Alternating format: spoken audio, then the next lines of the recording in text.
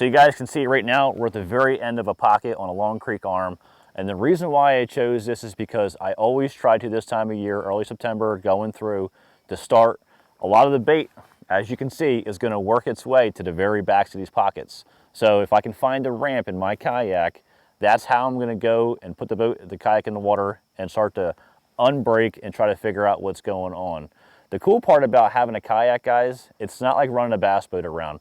I can Google Earth anywhere. It can be just a piece of sand going down in the water. I can back my kayak in and I can put this thing anywhere pretty much.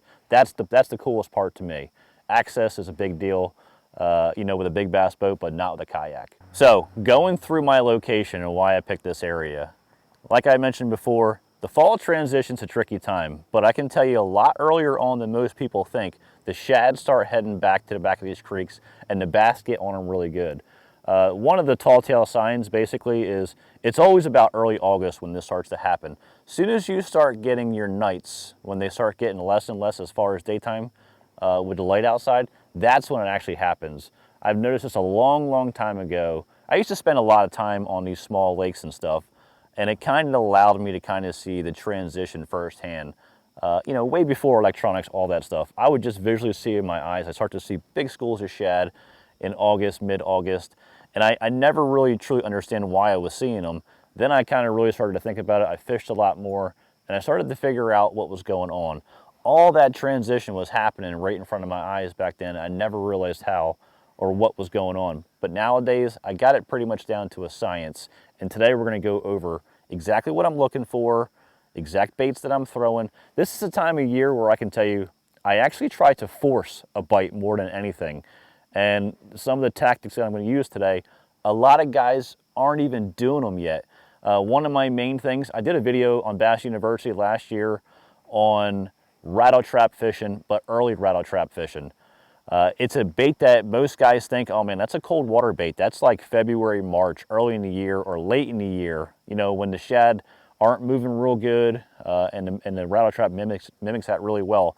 But I can tell you right now, it's a bait that they're on all the time. It's just something that people are not throwing. All right, guys, so we're gonna go over my bait selection and how I have it simplified for this time of the year. And I know this time of year is tricky, but the one thing you gotta keep in your mind is shad, any kind of bait fish, whether it's gizzard shad, regular shad, there's an infinite amount of stuff, but like I keep it simple. I keep my colors really simple. I stick to the whites for the most part, unless I'm in an area where I have to use a chartreuse. If I'm going to do a chartreuse, I'm going to do like a chartreuse and white, just to keep it really lifelike and natural-like. So starting off with a lipless, there's a million different lipless baits on the market. You know, you can kind of go through some thump better than others. There's size differences, there's sound differences. You don't have to go out and buy every single one that's out there. Just kind of start on a basis with something and then go from there. So starting out, I'm going to use the lipless as a search bait for the most part. But there's a lot of times too where once I dialed in, if I find a fish on the shad or I find them grouped up, I'm going to keep throwing the lipless until I wear them out, and then I'll switch to something else. Talking about the lipless too, and it's something I emphasize a lot. When I'm throwing my winding baits, and I'm in the back of these pockets, so I'm fishing like that 0 to maybe 6-7 feet of water, I throw it on 20-pound test a lot.